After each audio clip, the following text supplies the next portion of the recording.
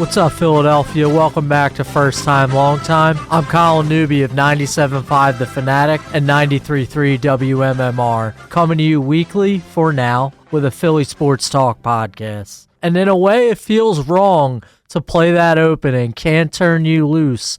It's a song that celebrates the Phillies for all the good times, back in the era surrounding the 2008 World Series and all the other playoff runs they had with that core group of Chase Utley, Jimmy Rollins, Cole Hamels, because right now we have to talk about a more sensitive subject, a depressing subject, after the Phillies suffered that brutal loss to the arch-rival New York Mets in the NLDS.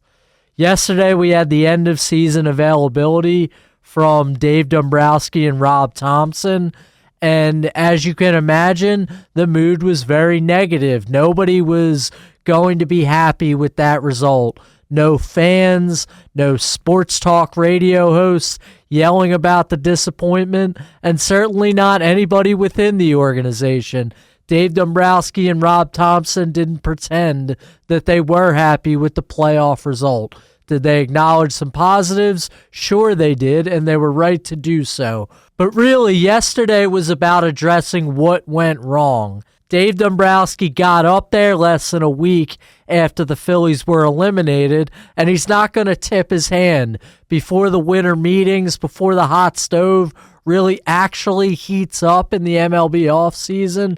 Dave Dombrowski has no reason to go to that podium and tell the media, tell everybody what he plans on doing after that NLDS failure we just saw from the Phillies. But he did say some things of note. And first of all, he announced that Rob Thompson has been extended through 2026. If he didn't extend him, he would have been a lame duck manager next season. And as we've seen in the past in pretty much all professional sports, not just baseball, that's kind of a bad situation altogether, especially in Philadelphia when, as you put it, as Dave did, if you lose the first 3 games of the season, you're all of a sudden under pressure. But take a listen to what Dave Dombrowski had to say about his manager and about the coaching staff returning. You do have a disappointing finish, which we did, but it's also hard to put that on their backs in that case. So I think we all share collectively in what happened, but it's one of those where putting it on any of their individual backs I don't think was the right thing to do. I mean, he's been a very successful manager.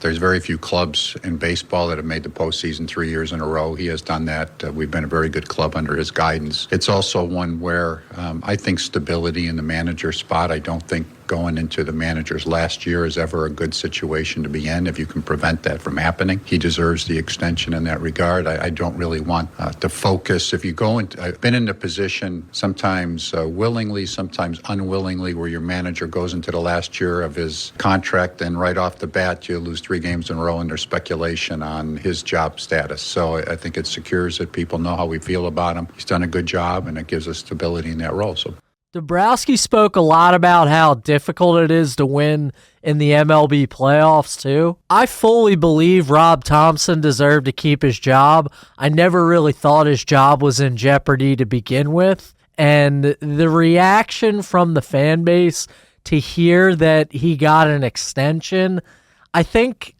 part of the negative feeling is that he's rewarded for failure. At least some of my instant reactions on social media from the commenters I saw, that's the feedback I was getting. But if you look in the bigger context, I really don't think that's the case.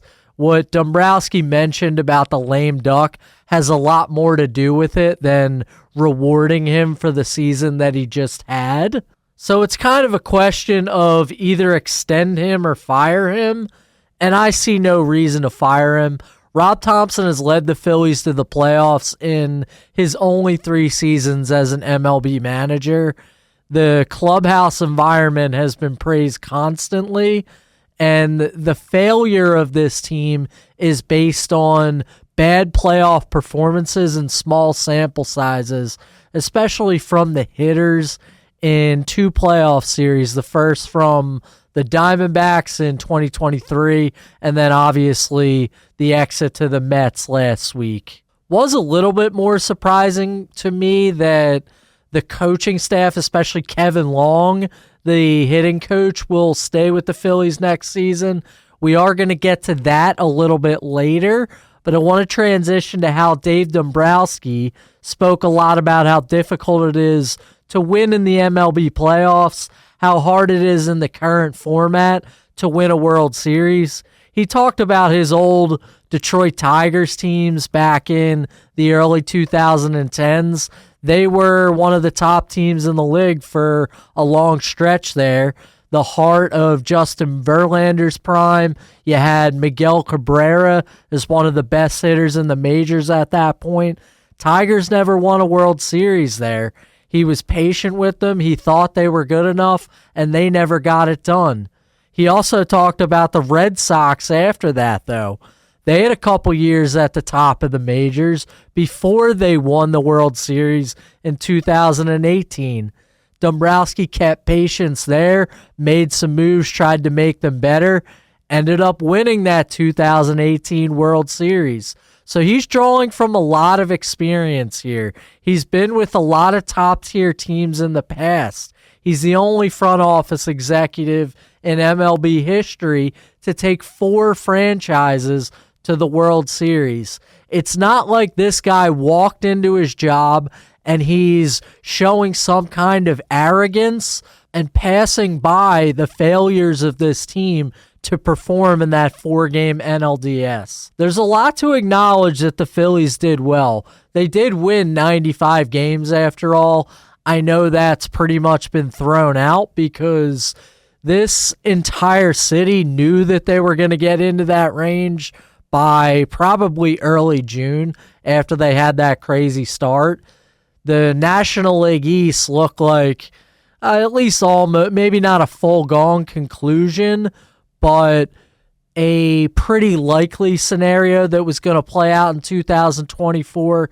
So they win the division for the first time in 13 years, but that wasn't the goal. So I think it's really shifted everything away from what they did accomplish. There was a perception I heard from 97.5 The Fanatic host especially, though, talking about a lack of accountability because of certain excuses that Dombrowski made up at the podium on Tuesday. He talked about how the MLB playoffs are hard, and they are, but understandably, at least to a certain extent, people don't really want to hear that. The wounds are still raw in Philadelphia, and especially in sports talk radio, it's a reactionary business. It's supposed to be the pulse of the fan base. People are angry and they want a solution after something like that happens. They don't want to see the Phillies go down to the New York Mets and then just act like everything's okay. So it's very possible that what Dave Dombrowski said at Citizens Bank Park is the best thing for the team and for the direction of the franchise headed to the offseason. And it also irritates fans.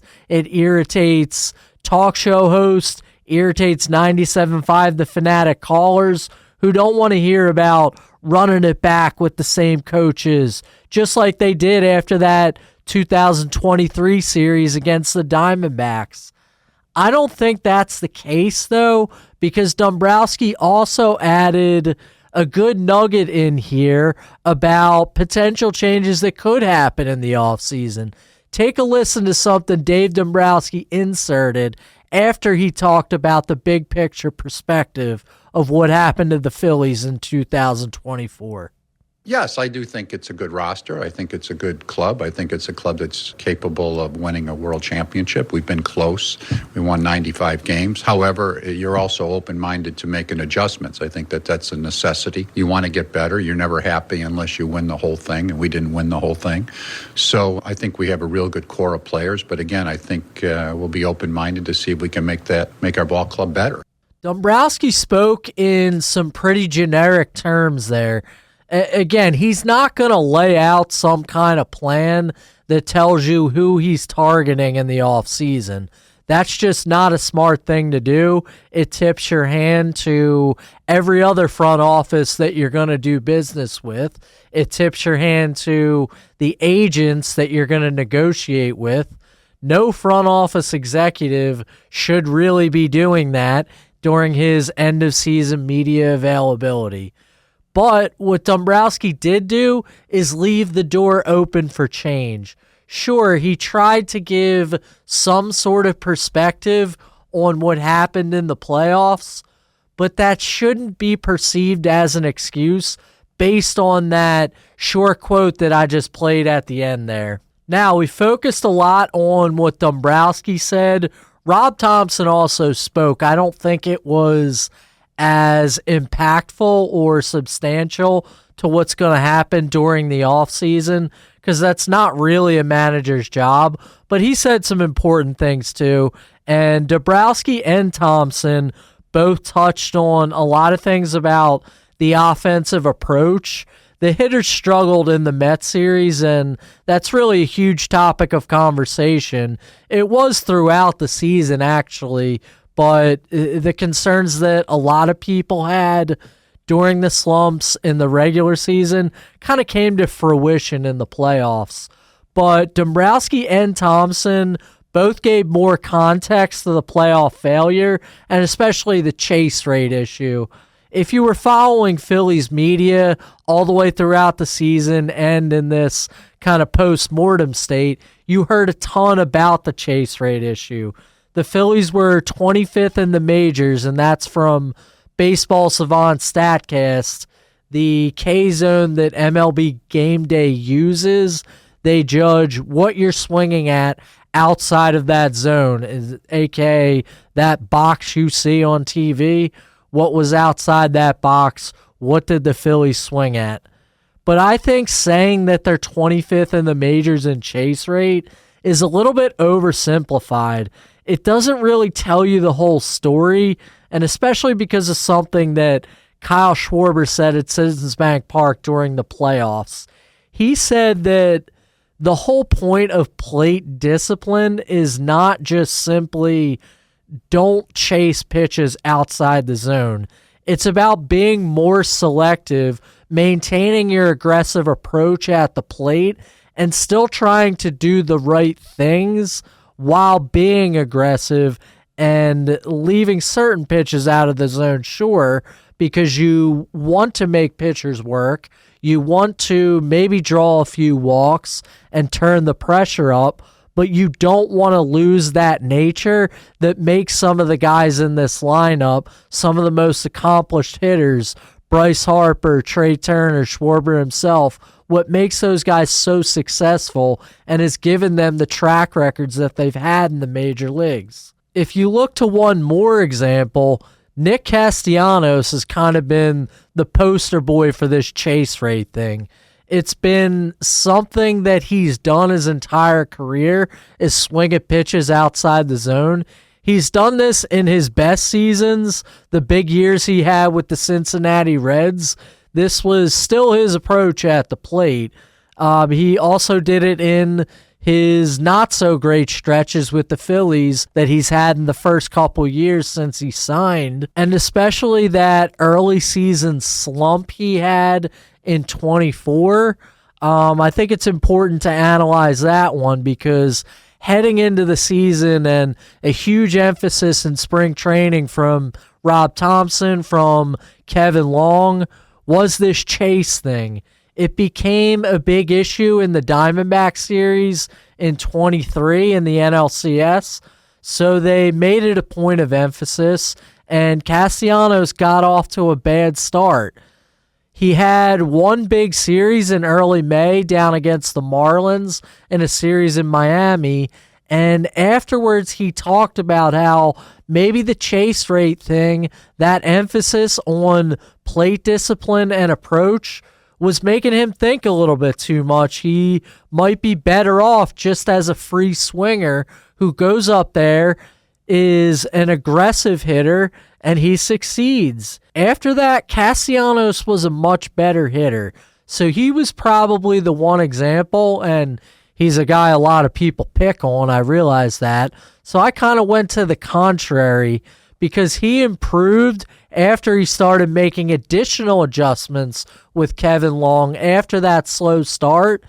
If you followed my content throughout the season, I wrote a lot about how Nick Castellanos was consistently the first one to show up to the ballpark, to take batting practice on the field, to work with some of the hitting coaches, and just do certain things that not every hitter in the major leagues is going to do. So once I noticed that element of Castellanos and how he attacks his career as a hitter, I began to think a little bit about the complexities of things beyond just that stat. The Phillies are 25th in the major leagues in chase rate.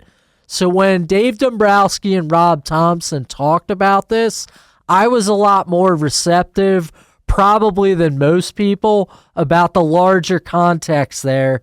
And I thought it was very interesting what they had to say. Take a listen to the additional nugget they gave on top of just simply improving that chase rate. I think we really have to get them to buy into using the entire field.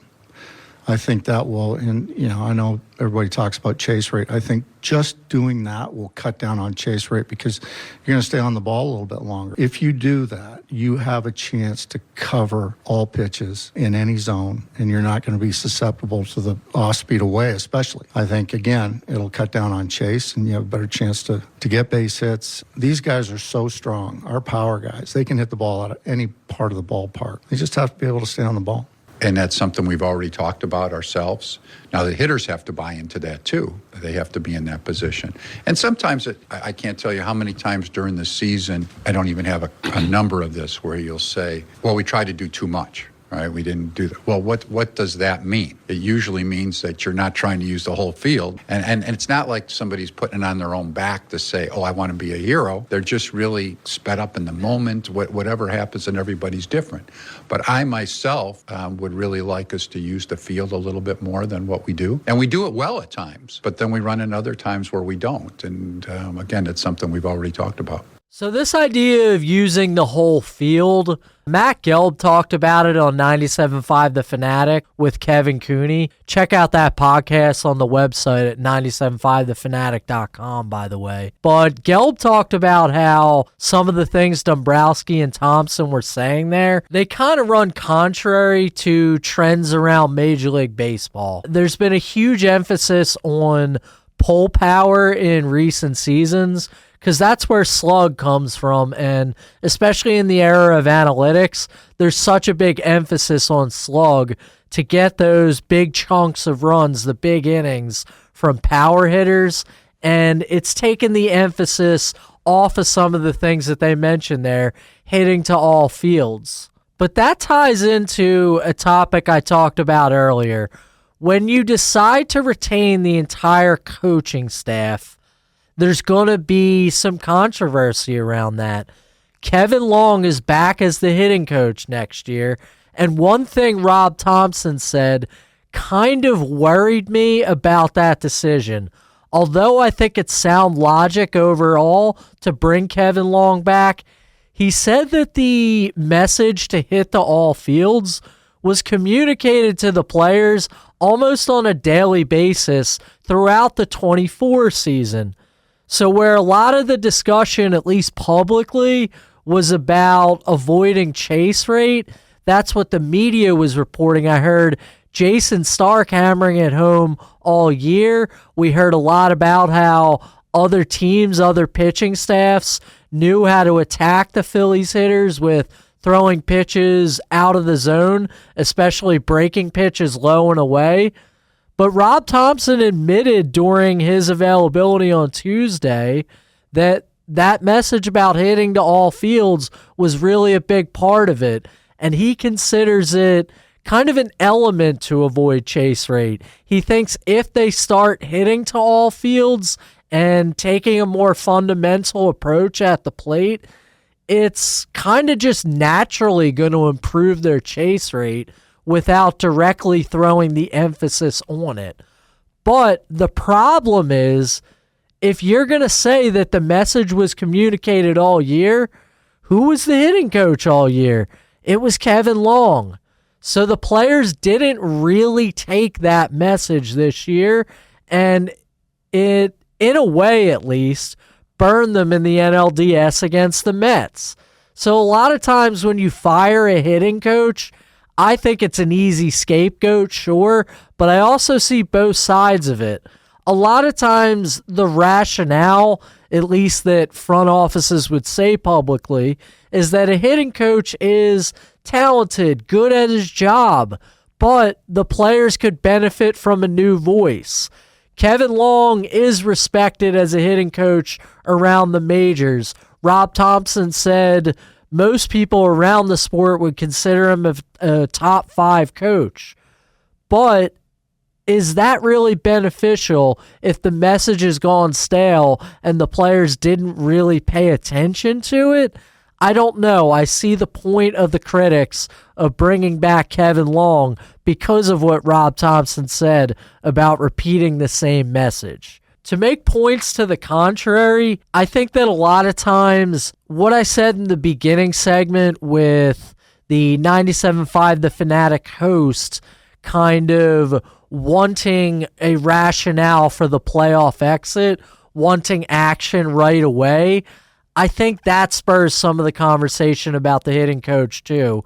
And what you don't want to do is make changes for the sake of making changes. And I think that's what happens sometimes when teams fire assistant coaches. And this is a thing around professional sports. Look at the NFL when you might fire a defensive coordinator just because there's no one position on defense you can change like there is on offense with the quarterback. In the NHL, I know fans like to scream about how teams should fire their power play coach all the time.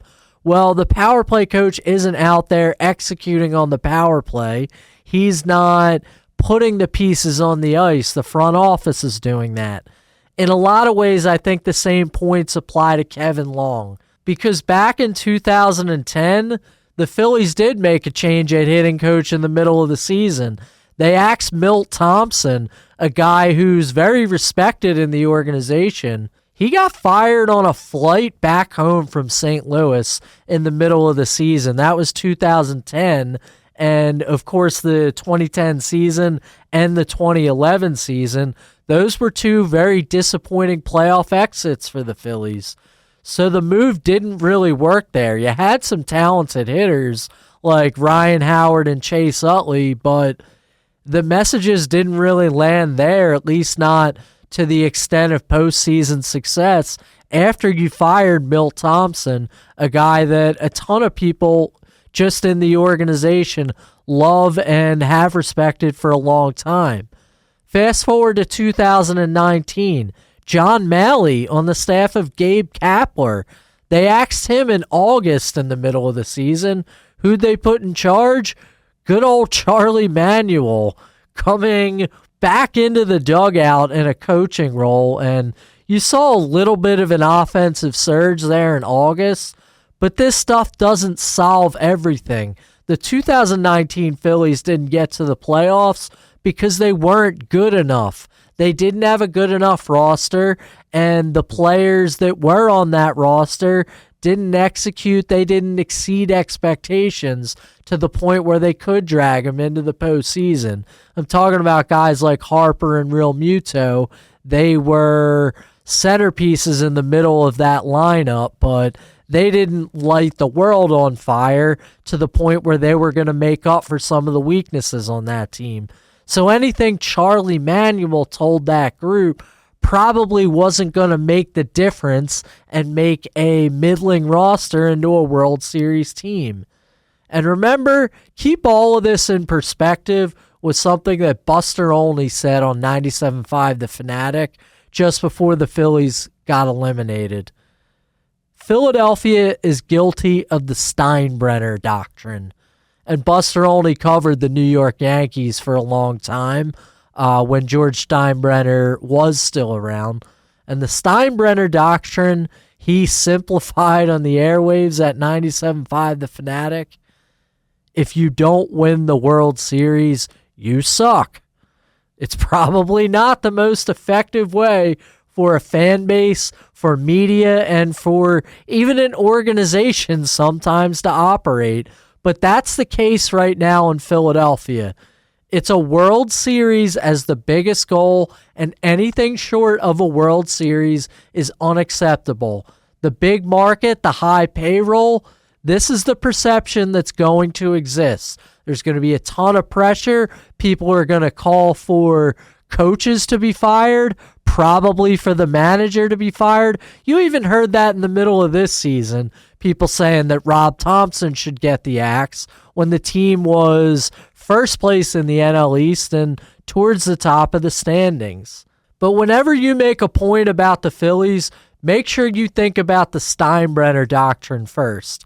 It's not always effective just to roll some heads, to fire people for the sake of making changes. And sometimes it just gets in people's heads, especially in such a passionate city like Philadelphia. The Steinbrenner doctrine has bled down from New York, from that Yankees organization, right onto the Phillies. I want to discuss another topic after the break. I spoke to a few former Phillies at the Darren Dalton golf outing on Monday. Kevin Stocker, Phillies color analyst on the radio, was one of them. He gave some insight about the MLB playoffs, and there's going to be more to come from that Darren Dalton golf outing. I spoke to Larry Boa, a few of the guys from the 1993 team, also Joe Madden, not a former Philly, but he gave a lot of insight too. Joe Madden, longtime MLB manager. But we'll probably get to some of those on next week's episode. But Kevin Stocker is really the one I want to focus on this week, and we'll get to him after the break. If it's happening in Philly sports, Colin Newby's talking about it. Go with him behind the scenes of legendary sports venues with the best athletes and the most iconic media personalities of the greatest sports city in the world. What's up, Philadelphia? Welcome back to First Time, Long Time. I mentioned earlier in the episode that Dave Dombrowski, during that media availability, he talked about his old teams with the Tigers and the Boston Red Sox in the 2010s. He also went all the way back to the 90s when the wild card was first added to the playoff format under Bud Selig. He said that conversations about momentum in the playoffs date back that far. Some people have even said for that many years that maybe it's better to be a wild card team than it's a division winner. Now, I don't necessarily buy into that concept, and I don't think Dave Dombrowski does either, but it's more to hammer home the point that this has gone on for a while, and especially to keep in mind this concept about the MLB postseason with all the upsets in the early rounds, with whether the bye week is beneficial for teams. This is all very new. The 2022 Phillies, they were the first team ever to play from the 6th seed, at least on the National League side. They ended up in the World Series, so the playoff expansion benefited them. Maybe teams didn't know how to handle the bye as well. The Dodgers and the Braves were the two best teams in the National League that season.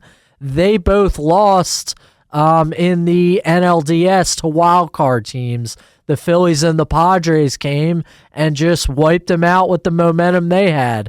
And this is only 3 years old now, and it's the first time the Phillies have ever had the bye.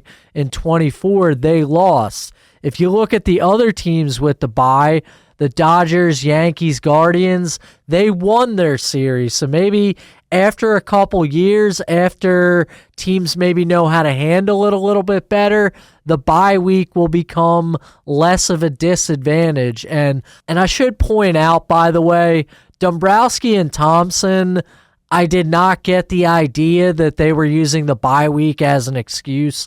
I think in the past 2 seasons, the Phillies were a little bit annoyed about the conversations that took place, basically taking credit away from them, blaming the bye for teams losing in the playoffs. They upset the Atlanta Braves, and they deserve credit for that, just like the Mets deserve credit for upsetting the Phillies this year. But if you think about the MLB playoffs, I wrote a piece on 975thefanatic.com about the unpredictable nature of it, and it's been that way for a very long time, but it's probably maximized right now in the past 3 years with the extended postseason field. So combine the bye week, a new concept that MLB teams had never had until 2022, with the thought of wildcard teams living on the edge in the final weeks of the season, like the Mets were with that doubleheader against the Braves, that crazy wildcard series against the Brewers. Combine it with factors outside of teams' control, like in these small sample size series, you can get lucky bounces that turn a game, and then combine all that with the Phillies losing steam after that great first half in 2024, and you have a lot of unpredictable outcomes, and that's just the fact of the matter. So what Dave Dombrowski doesn't want to do is lose sight of all of those things and blow up an excellent roster and make changes that don't necessarily need to be made, especially, like I mentioned, firing members of a coaching staff just for the sake of making changes. And when I spoke to Kevin Stocker at the golf outing on Monday, he made some great points about that. How much can you read into MLB playoff losses, a bad series, and a small sample size? Take a listen to what Stocker had to say. When the season ended last week, a good team like the Phillies going out early is obviously going to draw conversations about the new MLB playoff system and how there's been just a ton of upsets the last couple years. How do you think a good MLB team can be evaluated? How much do you read into the fact that they had a bad week in a very small sample size? Oh, man, this discussion will go on forever, right? So there's a couple of things. One, you're never, ever going to be a player or a team that ever wants to play for the wild card position. That's never going to happen. I think it so much depends on your team. The Phillies, for example, the last 2 weeks of the regular season were limping, not just in how they were playing, but really physically. They had some injuries that needed to be addressed. Those injuries, they needed that time off. Whether it helped them or not, they needed that to get healthy. You look at a team like the Mets, if they had taken time off, I think they would have gone right in the tank just because they were playing on so much momentum. The other thing is, I don't know if that is going to be addressed. I don't even know how you would address the situation. I just think for teams right now with that time off, they're going to have to find a system and a way to adapt to that. The Dodgers adapted. They came out and they're out of position, and then they won last night. So part of it too is that the Phillies weren't playing that great going into the playoffs, and you want to be hot when you go into postseason. So Kevin Stocker was awesome, first of all, and I'm sorry that golf course was kind of windy, but the insight that he gave I thought was good enough to where we'd maybe deal with a few audio issues. But there's a lot to dissect, and it's all these issues converging into one. The issues that I've talked about, the unpredictable nature, the randomness of the Major League Baseball playoffs. Those issues that he's talking about, the injuries, the momentum, the luck factor, that's what the Phillies are going to have to figure out this offseason. It's going to be difficult to find answers. Dombrowski said there's no secret formula here. Well, that may be, but he's facing some high-stakes pressure here. He's got to come as close to that secret formula as possible to get John Middleton his trophy back. And if you're sick of hearing that by now, it's pretty much the new dancing on my own. So I don't think that Dave Dombrowski laid out something that defines the Phillies offseason in his postseason media availability. I think what he did is tried to keep a big picture perspective and tried not to tip his hand too much about what is to come. he's going to look for a lot of things to do to improve the team. Remember, he has checked in on so many big names the last couple years. Last offseason, Yoshinobu Yamamoto, supposedly he offered him more money than the Dodgers did, but Yamamoto wanted to play out on the West Coast with Shohei Ohtani. Dombrowski also checked in on Garrett Crochet ahead of the trade deadline. He didn't want to give up Andrew Painter, the top pitching prospect in the organization, but the interest for Garrett Crochet was there. It's not like Dombrowski is blindly throwing his faith onto this roster. He did make some changes at the trade deadline, whether you like those changes or not, but I think he's about to be a little bit more aggressive this offseason than he was last winter and at the MLB trade deadline. I'm going to check back in on the Phillies in the coming weeks, especially Rob Thompson, because he caught my personal interest working around him so much this year. I think he is an intriguing figure in Philadelphia sports who doesn't always click with the passionate nature because he's so even-keeled, he's so relaxed. But I want to take a deeper dive into his value as a manager. That's going to tie into some of the content I got from Joe Madden and Larry Boa at the Darren Dalton golf outing also. So stay tuned. I'm also hoping to land the Big Fish Phillies guests I've been looking for a while now. And also, Flyers season has started. You got Matvei Michkov. His first couple goals came out in Edmonton in a game against the Oilers. Flyers ultimately lost that one, but everybody seems to be getting excited about the Mad Russian. So we got a lot coming up on the show, and thanks for tuning in to First Time Long Time.